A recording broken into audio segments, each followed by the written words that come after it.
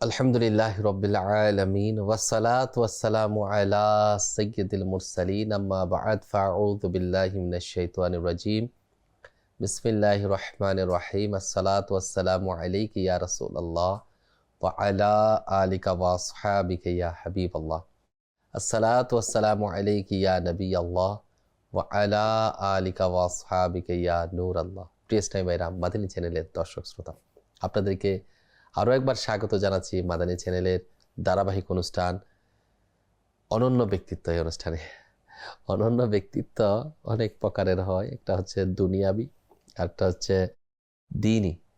তো আমরা আসলে দুনিয়ার কোনো অনন্য ব্যক্তিত্ব সম্পন্ন মানুষের আলোচনা এখানে করি না। আমরা মূলত ওই ধরনের অনন্য ব্যক্তিত্ব সম্পন্ন বলি আল্লাহ বুজুর্গের আলোচনা, নেক ব্যক্তিদের আলোচনা করি, যাদের অবদান দিন ইসলামে রয়েছে, যারা বিভিন্ন গুণান্বিত হওয়ার মাধ্যমে দিন ইসলামের জন্য একটা রত্ন হিসেবে এবং সাধারণ মানুষের কাছে পরিচিতি লাভ করেছে, এবং যাদের খেদমতের মাধ্যমে আলহামদুলিল্লাহ নিজে অনন্য হয়েছে এবং যার মাধ্যমে অপরজন উপকৃত হয়েছে।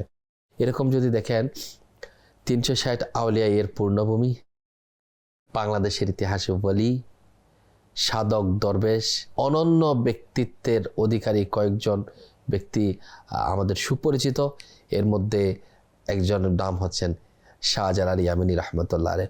কেমন অনন্য ব্যক্তিত্ব সম্পন্ন ছিলেন সে সম্পর্কে আজকে ইনশাআল্লাহ তাআলা আমরা জানবো। শুরুতেই দরুদে পাকের ফজিলত দিয়ে শুরু করছি। আল্লাহ পাকের প্রিয় রসুল মা আমিনার বাগানের সুবাসিত ফুল রসুলে মাকবুল হুজুর সাল্লাল্লাহু আলাইহি ওয়াসাল্লাম ইরশাদ ফরমান, যে ব্যক্তি দুনিয়াতে আমার উপর অধিক হারে দরুদ শরীফ পাঠ করবে, কাল কিয়ামতের দিন আমি তার জন্য সুপারিশ করব। সাল্লু আলাল হাবিব সাল্লাল্লাহু তাআলা আলা মুহাম্মদ সাল্লাল্লাহু তাআলা আলাইহি ওয়াসাল্লাম। আমাদের এই সোনার বাংলাদেশ জন্মগ্রহণ করে আমরা ধন্য। পৃথিবীর জমিনের মধ্যে এমন একটি দেশ, আলহামদুলিল্লাহ আমাদের দেশ এর মাটি, এটা অনেক উর্বর মাটি, এবং এই মাটির মধ্যে যাদের কদম লেগেছে, যাদের পদচরণে ধন্য আমাদের এই সোনার বাংলাদেশ, অনেক বুজুর্গ সুফি ওয়ালিয়াদের পদচরণে ধন্য হয়েছে আমাদের এই বাংলাদেশ। এই সুফি করণার অসংখ্য ব্যক্তিবর্গের আনাগোনা, শাহ আলী বাগদাদি এখানে এসেছেন, শাহ মুকদুম রূপস রহমতুল্লাহ এখানে এসেছেন, শাহ আমানত এসেছেন, মোহসেন আউলিয়া এসেছেন। অসংখ্য ওয়ালি আল্লাহদের খেদমত অবদান বাংলাদেশের জন্য রয়েছে। কিন্তু সর্বোপরি যার নাম প্রথমেই চলে আসে তিনি হচ্ছেন শাহজালাল ইয়ামানী রহমতুল্লাহ আলাইহ, যিনি ইয়ামেন থেকে বাংলাদেশে এসেছেন, ইসলামের প্রচার করেছেন। বাংলাদেশের আধ্যাত্মিক জগতের তিনি উজ্জ্বল নক্ষত্র। অসংখ্য পীর আউলিয়ার মধ্যে ইনি অনন্য, কারণ 360 আউলিয়া নিয়ে সিলেট অঞ্চলে ইসলামের প্রচার শুরু করেন তিনি, এবং আধ্যাত্মিক শিক্ষার বিস্তারে তার অবদান অবিস্মরণীয়। যদি বা সিলেট অঞ্চল থেকে শুরু করেন, কিন্তু ইনার অবদানটা আলহামদুলিল্লাহ আজ্জাওয়াজাল পুরা বাংলাদেশের মধ্যে, পুরা দেশ জুড়ে সেটা বিস্তীর্ণ লাভ করেন। শাহজালাল ইয়ামানী রহমতুল্লাহ আলাইহ বাংলাদেশের ইসলাম ধর্ম প্রচার, সামাজিক ন্যায় বিচার প্রতিষ্ঠা, সুফি সংস্কৃতি বিকাশে সবচেয়ে যুগান্তরী অবদান ইনারই রয়েছে। 703 হিজরি তৎকালীন সিলেট অঞ্চলে তার আগমন ঘটেন। তিনি এবং তার 360 জন সঙ্গী এই অঞ্চলের মানুষের ধর্মীয় সামাজিক জীবনকে চিরতরে বদলে দেন। সেই সিলেট অঞ্চলে দেখুন, পাহাড়ি অঞ্চল, চট্টগ্রাম, সিলেট, এগুলো পাহাড়ি অঞ্চল। এই পাহাড়ি অঞ্চলগুলোর মধ্যে তিনাদের অবস্থান এবং মানুষের মাঝে দিন ইসলামের দাওয়াতের কার্যক্রম, এটা অতুলনীয়। সুবহানাল্লাহ। তো ইনার কিছু জীবনীর দিক আমি চেষ্টা করব আপনাদের সম্মুখে তুলে ধরার জন্য, যাতে করে আমার এবং আপনার মধ্যে পীর আউলিয়া বুজুর্গ সুফি সাধক যারা রয়েছেন তাদের প্রতি আমাদের যাতে মহাব্বতটা বৃদ্ধি পায়, আন্তরিকতা যাতে বৃদ্ধি পায়, এবং আমরা যাতে ইনাদের থেকে অনুপ্রেরণা নিয়ে আমরা সামনে অগ্রসর হতে পারি। আমাদের করণীয়, তিনি কেমন অনন্য ব্যক্তিত্ব সম্পন্ন ছিলেন আপনি অবাক হয়ে যাবেন। প্রিয় ইসলামেরা, মাদানী চ্যানেলের দর্শক শ্রোতা, ইনার জীবনের মধ্যে আসছে যে ইসলাম ধর্ম প্রচারে এবং প্রসারে ইনার অতুলনীয় অবদান ছিল। যেমন প্রধান প্রাণ পুরুষ হযরত শাহজালাল ইয়ামানী রহমতুল্লাহ আলাইহকে বাংলাদেশে ইসলাম প্রচারের অন্যতম প্রধান স্তম্ভ মনে করা হয়। তার ঐশ্বরিক ব্যক্তিত্ব, শুধু তাই নয়, সততা, হনেস্ট যেটা বলে, এবং রসুল করিম সাল্লাল্লাহু আলাইহি ওয়াসাল্লামের জীবন আদর্শকে নিজে ধারণ করে ইসলামের সৌন্দর্যটাকে বিকাশিত করা, মানুষের মাঝে তুলে ধরা, যে তৎকালীন স্থানীয় বহু মানুষ এগুলা দেখে প্রভাবিত হয়ে সুবহানাল্লাহ হাজার হাজার মানুষ ইসলাম ধর্ম গ্রহণ করেছেন। বলি আল্লাহ বুজুর্গগণ তলোয়ারের ভয় দেখিয়ে নয়, এরা মুহাব্বত ভালোবাসা দিয়ে, আন্তরিকতা দিয়ে মানুষের মনকে জয় করে। তার সাথে আসা 360 জন সাধকের তিনি বাংলাদেশের বিভিন্ন অঞ্চলে ইসলাম ধর্ম প্রচারের জন্য পাঠিয়ে দিয়েছেন। একসাথে রেখে দেন না, সবাইকে জড়ো করে বিভিন্ন জায়গায় তাদেরকে ট্রান্সফার করে দিয়েছেন। তার ভাগ্নে হযরত শাহপরান রহমতুল্লাহ আলাইহি সহ অন্যান্য শিষ্যরা ঢাকা, ময়মনসিংহ, কুমিল্লা, আবার ওদিকে ত্রিপুরার বৃহত্তর বাংলার আনাচে কানাচে ইসলামের বাণী তারা পৌঁছে দিয়েছিলেন। তাহলে দেখুন অনন্য ব্যক্তিত্বের মধ্যে সুবহানাল্লাহ শাহজালাল ইয়ামানী রহমতুল্লাহ আলাইহির অবদান কেমন। বাংলাদেশে এসেছেন, বসে থাকেন নাই, আল্লাহ পাকের দ্বীনকে প্রচার করার জন্য। সাধারণ মানুষ যারা না বুঝে অন্য ধর্মাবলম্বী রয়েছে তাদেরকে ইসলামের যে সুন্দর আলো, সুন্দর সুবাস পৌঁছিয়ে দেওয়ার জন্য তিনি বলি আল্লাহদেরকে ছড়িয়ে দিয়েছেন, তিনার সঙ্গীদেরকে তিনি চারিদিকে পাঠিয়ে দিয়েছেন। আসলে দেখুন আমরা মুসলমান, আমরা ইসলাম ধর্মের মধ্যে আছি, আমার কাজকর্মগুলো কি ইসলামিক মন মানসিকতা হয়? আমার লেনদেন, আমার আচার ব্যবহার, আমার সব কিছু এগুলা কি মুসলমানের মধ্যে হয়? যদি না হয় আমাদের কি হবে? তা আমাদের উচিত আমরা যাতে শুধুমাত্র নামে ইসলাম না হই, আমার ধর্ম ইসলাম, আমি একজন মুসলমান, একজন মুসলমান কেমন হওয়া উচিত সে বৈশিষ্ট্যগুলো যাতে নিজের মতো প্রতিফলন করে, তাহলে ইনশাল্লাহ সেটা আমাদের বেশি কামিয়াব হওয়ার জন্য রাস্তা সুপ্রসার হবে ইনশাআল্লাহ তাআলা। তারা যখন দ্বীন ইসলামের কার্যক্রম শুরু করেন, এমন নয় যে তাদেরকে সবাই ফুলের মালা দিয়েছেন। এখন আমরা যদি কোথাও যাই দেখবেন আপনার জন্য খাবারের ইন্তজাম, আপনাকে ফুল দিয়ে বরণ করছেন, আপনার জন্য বড় স্টেজ সাজানো হচ্ছে। কিন্তু যখন শাহজালাল ইয়ামানী রহমতুল্লাহ আলাইহি যখন ইসলামের প্রচার শুরু করেন, তেনার কষ্ট সহ্য করতে হয়েছে, অন্যায় নিপীড়ন অত্যাচার তাকে সহ্য করতে হয়েছিল। যেমন আমি আপনাকে বলি, তৎকালীন সময়ে সিলেটের অত্যাচারী রাজার নাম হচ্ছে গৌড় গোবিন্দ। গৌড় গোবিন্দের হাত থেকে স্থানীয় মুসলমানদের ধর্মীয় স্বাধীনতা এবং মানবাধিকার রক্ষায় তিনি ঐতিহাসিক ভূমিকা পালন করেন। এমনি এমনি হয়ে যায় নাই। ইনি যখন ইসলামের প্রচারের জন্য ইনার অবদান রাখছেন, ইনি অনন্য হচ্ছেন, তো অনন্য একদিনে হয়ে যায় নাই, এর পেছনে অনেক মেহনত আছে, অনেক কোরবানি আছে, অনেক ত্যাগ আছে, অনেক পরিশ্রম এবং সবর আছে। তিনি সুলতান শামসুদ্দিন ফিরোজ শাহের সেনাবাহিনী ও সিপাহ সালার নাসির উদ্দিন রহমতুল্লাহ আলাইহির সাথে যোগ দিয়ে গৌড় গোবিন্দের বিরুদ্ধে একত্র হন এবং সিলেট বিজয় নিশ্চিত করেন। সিলেট বিজয় করেন তিনি, সমাজ সংস্কারের কাজ শুরু করেন, সাথে সাথে আত্মশুদ্ধি। দাওয়াত ইসলামী এই পলিসির উপর আলহামদুলিল্লাহ প্রতিষ্ঠিত বর্তমানে। একটা হচ্ছে কি আত্মশুদ্ধি, আমাকে নিজের, এবং সমাজ সংস্কার বলতে কি বোঝাচ্ছে, আমাকে নিজের এবং সারা পৃথিবীর মানুষকে সংশোধনের পথে নিয়ে আসা, প্রথমে নিজের এবং সারা দুনিয়ার। শ্রেণী বৈষম্য দূরীকরণের ক্ষেত্রে তিনি কাজ শুরু করলেন। তৎকালীন সমাজে প্রচলিত কঠোর জাতিভেদ প্রথা দূর করে তিনি এক সাম্যবাদী মানবিক সমাজ গঠনে অবদান রাখেন। ধনী কিংবা দরিদ্র, জাতি ধর্ম নির্বিশেষে সবাইকে তিনি সম্মান করতেন।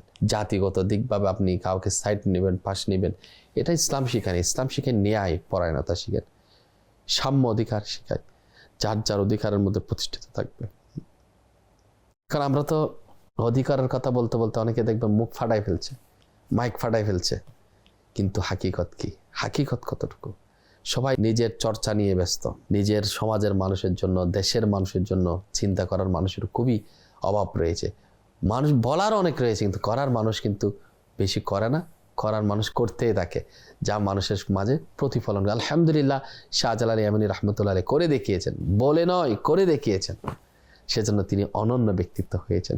তিনি সামাজিকভাবে এবং রাজনৈতিক দিক দিয়ে প্রতিটা সেক্টরে আলহামদুলিল্লাহ অবদান ছিল। বিশেষ করে এগুলা করার সাথে সাথে খানকা প্রতিষ্ঠিত করা, মাদ্রাসা প্রতিষ্ঠিত করা, এর পিছনে অনেক অবদান রয়েছে। বিশেষ করে আধ্যাত্মিক শিক্ষা ও জ্ঞান বিতরণের জন্য তিনি সিলেটে খানকা, সুফি কেন্দ্র, মসজিদ ও মাদ্রাসা স্থাপন, যা পরবর্তীকালে ইসলামী শিক্ষার কেন্দ্রবিন্দুতে পরিণত হয়। সেজন্য বলেন, বলি আল্লাহর বাংলাদেশ, শাহজালালের বাংলাদেশ, রহম করো আল্লাহ, রহম করো আল্লাহ, শাহপরানের বাংলাদেশ, শাহজালালের বাংলাদেশ, শাহ মখদুমের বাংলাদেশ, শাহ আমানতের বাংলাদেশ, রহম করো আল্লাহ,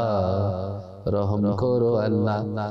বিপদ আসলে ওলি আল্লাহকে স্মরণ করে, কিন্তু বিপদ কেটে গেলে ওলি আল্লাহদের শানে বেয়াদবি করে। একটা জিনিস খেয়াল রাখবেন, যারা আল্লাহ পাকের নেক বান্দা, যাদের অবদান ইসলামে রয়েছে, যারা দৃষ্টান্ত স্থাপন করেছেন, তাদের ব্যাপারে আমরা যাতে কি না করি, আমরা এমন কিছু না বলি, এমন কিছু না করি যেটা আমাদের জন্য ক্ষতির কারণ হতে পারে। শুধু আখিরাতে নয়, দুনিয়াতে ক্ষতি হয়। আল্লাহ আমাদের বোঝার সে তৌফিক দান করুন। ওলি আল্লাহদের সামনে বেয়াদবি করা যাবে না, তাদের মুহাব্বত রাখতে হবে। তারা কি কাজ করেছে, কিসের উপর বেস করে কাজ করেছে, যার কারণে মানুষ ইসলাম ধর্ম গ্রহণ করেছেন। আজকে আমরা কয়জনকে নামাজি বানিয়েছি? নিজের ঘরের যদি বেপরদা কেউ থাকে, বোন কিংবা মা কিংবা আপনার স্ত্রী, আপনি কি পর্দানসীন বানাতে পেরেছেন? পরিবারের মধ্যে যদি কেউ উল্টা সিধা চলে, আপনি তাকে কি গাইডলাইন দিতে পেরেছেন? নিজের কয়জন বন্ধুকে নামাজে আমরা বানাইছি? আর বলি আল্লাহগণ, শাহজালাল ইয়ামিনী, ইনাদের জবান, ইনাদের তাকওয়া, ইনাদের পরেজগারিতা, ইনাদের আল্লাহ পাকে ধ্যান করা, মুখের তাসির এমন মানুষ আলহামদুলিল্লাহ দৌলতুল ইসলাম ধর্ম গ্রহণ করেছে।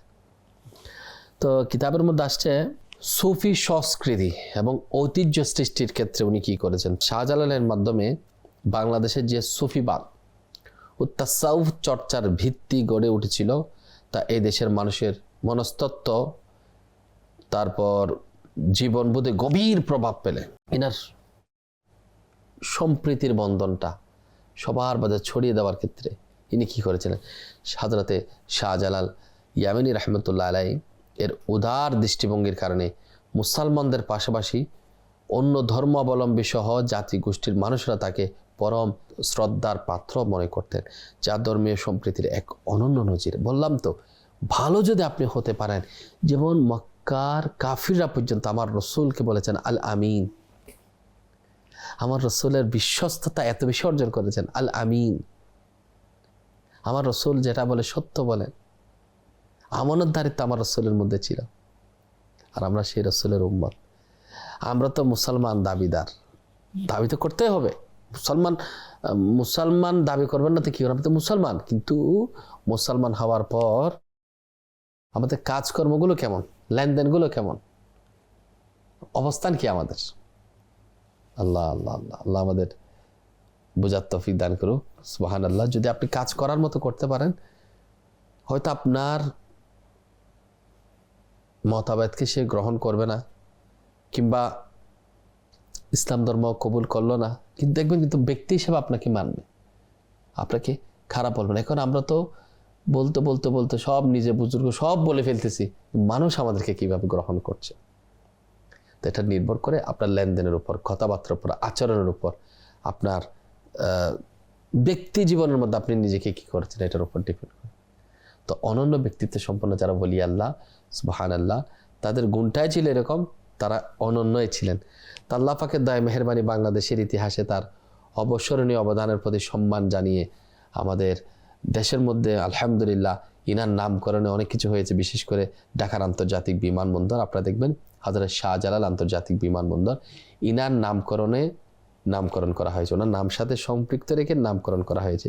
এরপর সিলেটের পাবলিক বিশ্ববিদ্যালয়, শাহজালাল বিজ্ঞান ও প্রযুক্তি বিশ্ববিদ্যালয়, SUST, সুবহানাল্লাহ, সেটাও তার নামে করা হয়েছে। এরপর সিলেটে অবস্থিত দরগা শরীফ বর্তমানে বাংলাদেশের আধ্যাত্মিক জগতের, বিশেষ করে পর্যটন কেন্দ্র বলেন, হাজারো লাখো মানুষ ইনার উরস শরীফে এবং বিভিন্ন রাজনীতিক, সাধারণ মানুষ, সাধারণ ব্যবসায়ী, কর্মজীবী, শ্রমজীবী প্রত্যেক শ্রেণীর লোক ওনার মাজার শরীফে জিয়ারত করার জন্য ওনার দরবারের মধ্যে হাজির। কেন? তিনি নিজেকে প্রতিষ্ঠিত করতে পেরেছেন। সুবহানাল্লাহ। শাহজালাল ইয়ামানী রাহমাতুল্লাহ আলাইহি দ্বীনি খেদমত বা ইসলামী অবদান সেটা শুধু সিলেট অঞ্চলের জন্য মধ্যে সীমাবদ্ধ ছিল না। তার গভীর আধ্যাত্মিক শিক্ষা, প্রাতিষ্ঠানিক দাওয়াত এবং আজীবন আত্মশুদ্ধির যে মহাপরিকল্পনা, এগুলোর মাধ্যমে বিশ্ববিখ্যাত মরক্কোর যে পরিব্রাজক ইবনে বতুতা স্বয়ং সিলেটে এবং তার সাথে সাক্ষাৎ করছিলেন। সুবহানাল্লাহ। এবং তার ডায়েরিতে শাহজালাল ইয়ামানী রাহমাতুল্লাহ আলাইহি কঠোর দ্বীনি সাধনার উচ্চ প্রশংসা করেছেন। ইবনে বতুতা মরক্কোর অনেক বড় একজন সম্মানী ব্যক্তিত্ব, তিনিও তার ডায়েরির মধ্যে শাহজালাল ইয়ামানী রাহমাতুল্লাহ আলাইহির প্রশংসা করেছেন এবং ইনার শাহজালালের সাক্ষাৎ করেছেন। শাহজালাল ইয়ামানী রাহমাতুল্লাহ তার এই দ্বীন শিক্ষা ব্যবস্থার মাধ্যমে বহু মানুষকে আলিম তিনি বানিয়েছেন, ইসলামী চিন্তাবিদ হিসেবে গড়ে তুলেছেন, যা পরবর্তীতে বাংলার বিভিন্ন অঞ্চলের মধ্যে আলো ছড়িয়ে পড়েছে। আলহামদুলিল্লাহ। একটা হচ্ছে পরিকল্পনাবিহীন দাওয়াতি কাজ, আর হচ্ছে সুপরিকল্পনার মাধ্যমে একটা সুন্দর মিশনারির মাধ্যমে দাওয়াতি প্ল্যাটফর্ম তিনি নেটওয়ার্কিং মনিটরিং করে বিস্তীর্ণ লাভ করা। তো হচ্ছে এটার জন্য তিনি কৌশলগত দিক নিয়েছেন। তিনি তার সাথে আসা 360 সঙ্গীকে, আওয়ালিয়াকে শুধু সিলেটের মধ্যে বসিয়ে রাখেননি, তাদেরকে এমনভাবে সুন্দরভাবে মনিটরিং করেছেন, নেটওয়ার্কিং তৈরি করে তাদেরকে বিস্তীর্ণ করেছেন, যা আলহামদুলিল্লাহ সুরা বাংলাদেশের মধ্যে আলহামদুলিল্লাহ প্রভাব ফেলেছেন। বিশেষ করে শাহ মালিক ইয়ামানী তিনি ঢাকা অঞ্চলের মধ্যে কাজ করেছেন, শাহপরান বৃহত্তর সিলেটের মধ্যে কাজ করেছেন, সৈয়দ আহমদ কাল্লা শাহিদ রাহমাতুল্লাহ আলাইহি কুমিল্লা অঞ্চলের মধ্যে কাজ করেছেন, শাহ কামাল কোহাফি রাহমাতুল্লাহ আলাইহি সুনামগঞ্জ এবং ময়মনসিংহ অঞ্চলের মধ্যে কাজ করেছেন। তো ওনাদের মধ্যে যারা শীর্ষ তাদেরকে দায়িত্ব তিনি সুন্দরভাবে বন্টন করেছেন। ইনি কিভাবে কাজ করতেন? আজীবন তিনি মুজাররাত ছিলেন, তিনি অর্থাৎ তিনি সংসার ত্যাগী বা অবিবাহিত ছিলেন। নবী করিম সাল্লাল্লাহু আলাইহি ওয়াসাল্লামের সুন্নত হচ্ছে বিবাহ করা, অবশ্যই করতে হবে। কিন্তু কিছু ব্যক্তিবর্গ এমন রয়েছেন, তারা আধ্যাত্মিক সাধনা করতে করতে এমন এক পর্যায়ে গিয়েছেন তাদের এই সুযোগটুকু মিলে নাই। যেমন তিনি জাগতিক অর্থাৎ দুনিয়ার সব আরামায়েশ এবং বৈবাহিক জীবন ত্যাগ করে 24 ঘন্টা আল্লাহ তাআলার ইবাদতের মধ্যে এত বেশি ফানা ছিলেন, দ্বীনের খেদমতে নিয়োজিত ছিলেন যে তার বিবাহ করার সুযোগ মিলে নাই। কিছু ব্যক্তিবর্গ বলি আল্লাহ, যেগুলা বলে না ফানা ফিল্লাহ হয়ে গেছে, আল্লাহ পাকের প্রেমে ফানা হয়েছে, ফানা ফিল্লাহ।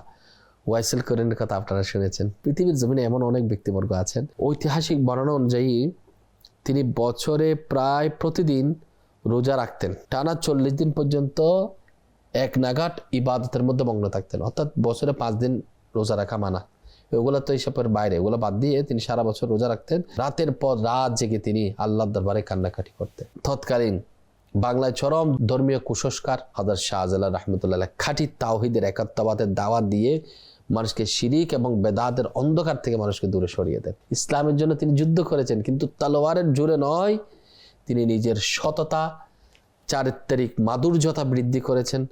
অলৌকিক ক্ষমতা, কারামতের সক্ষমতার কারণে আল্লাহ তাআলার দেওয়া নিয়ামতকে তিনি কাজে লাগিয়ে মানুষের মন জয় করেছেন। আর এই মন জয় করাটা এত বেশি কাজ দিয়েছে, দলে দলে মানুষ মুসলমান হয়েছে। সুবহানাল্লাহ। রাজা গৌর গোবিন্দের কথা আমি আপনাদেরকে বলেছিলাম, এর আমলে মুসলমানদের আজান দেওয়া বা কোরবানি করার কোনো অধিকার ছিল না। আজকে অনেক জায়গার মধ্যে এগুলা পরিলক্ষিত হয়, বিভিন্ন জায়গায় বাধা সম্মুখীন মুসলমানরা হচ্ছে। তো তৎকালীন সময়ে ছিল। তো শাহজালাল ইয়ামানী রাহমাতুল্লাহ সিলেটে প্রথমে সুউচ্চে আল্লাহর নামে আজান দেওয়া শুরু করেন। আল্লাহর নামে আজান ধ্বনিতে মুখরিত হয়ে যায়। মসজিদ নির্মাণ করে জামাতের সাথে নিয়মিত নামাজ আদায় করার ব্যবস্থা তিনি চালু করেন। আর বাংলার জমিনে এমন এক সময় ছিল যে উচ্চস্বরে আজান দেওয়ার সুযোগ ছিল না। শাহজালাল ইয়ামানী রাহমাতুল্লাহ আজান প্রতিষ্ঠিত করেছেন সিলেটের জমিনের মধ্যে। হ্যাঁ, কেমন এমনি আজকে ঢাকা শহরকে মসজিদের শহর বলা হয়, এত মসজিদ, চারিদিকে আজান, মিনার, আল্লাহু আকবার, আল্লাহু আকবার, আশহাদু আল্লা ইলাহা ইল্লাল্লাহ আওয়াজ চলতেছে, আশহাদু আন্না মুহাম্মাদুর রাসূলুল্লাহ আওয়াজ পরিলক্ষিত হচ্ছে, আওয়াজ এর ধ্বনি আমাদের কানে আসে। হাইয়া আলাস সালাহ, হাইয়া আলাল ফালাহ, কল্যাণের জন্য, নামাজের জন্য আসার জন্য আহ্বান আসছে। এমনি এমনি হয়ে যায় না প্রিয় ভাই, এর পিছনে বলি আল্লাহদের মেহনত আছে, বলি আল্লাহদের পরিশ্রম আছে। আজকে আমরা এমনি এমনি পেয়ে গিয়েছি, সেজন্য তো আমরা আজকে বুঝতে পারি না, ওলি আল্লাহদের মর্ম বুঝি না। সেজন্য বলি আল্লাহ, আল্লাহ তাআলার নেক বান্দা যারা অনন্য ব্যক্তিত্ব সম্পন্ন, তাদের জীবনে স্টাডি করা দরকার, তাদের গাইডলাইন দেওয়া দরকার। তারা কিসের উপর ভিত্তি করে এত মজবুতি পেয়েছেন, এত বেশি কামিয়াবি হয়েছেন। আমরা অনেক মোটিভেশন স্পিকারকে আমরা ফলো করি, তাদের বয়ান শুনি, বক্তৃতা শুনি, মোটিভেশন স্পিকারকে আমরা টাকা দিয়ে নিয়ে আসি, কিন্তু দেখেন সবচেয়ে বড় মোটিভেশন বলি আল্লাহদের মধ্যে পাওয়া যায়। আল্লাহ পাকের নেক বান্দাদের সিরাত যদি আপনি দেখেন, তাদের জীবনী, এর চেয়ে বড় মোটিভেশন আপনি আর কি পাবেন? কিভাবে তারা কঠিন থেকে কঠিন জায়গাগুলোতে তারা সফল হয়েছেন, কঠিন পথগুলো সামনে, দুর্গম পথ পাড়ি দিয়ে তারা সামনে অগ্রসর হয়েছে, কিভাবে হয়ে যায়, কেমনে সম্ভব, সেগুলা আল্লাহ তাআলার পক্ষ থেকে তাদের জন্য গায়বী মদত এসেছে। শাহজালাল ইয়ামিনী পুরা জিন্দগি কুরবান করেছে আমাদের জন্য, বাংলাদেশের মুসলমানদের জন্য। আমরা যারা মুসলমান দাবি করি, আমাদের পক্ষে তারা কাজ করেছেন।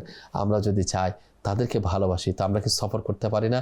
আমির আহলে সুন্নাত ওলি আল্লাহদেরকে ভালোবাসেন, অনন্য ব্যক্তিত্ব সম্পন্ন ওলি আল্লাহ বুজুর্গদেরকে ভালোবাসেন। তাদের তরিকা ছিল মেহনত করা, তাদের জীবনে ছিল আল্লাহ পাকের রাস্তায় সফর করা, এলমে দ্বীন হাসিল করা। তো এলমে দ্বীন হাসিল করা উত্তম মাধ্যম হচ্ছে, একটা মাধ্যম ওয়ে হচ্ছে আল্লাহ পাকের রাহে সফর করা। আমি আপনাদেরকে রিকোয়েস্ট করব, আসুন আমরা 3 দিনের কাফেলায় সফর করি, 12 দিনের সফর করি, না পারলে অন্তপক্ষে 3 দিন এবং 1 দিন আল্লাহ রাস্তায় সফরের ব্যবস্থা প্রফেশনাল ব্যবসায়ীদের জন্য রয়েছে।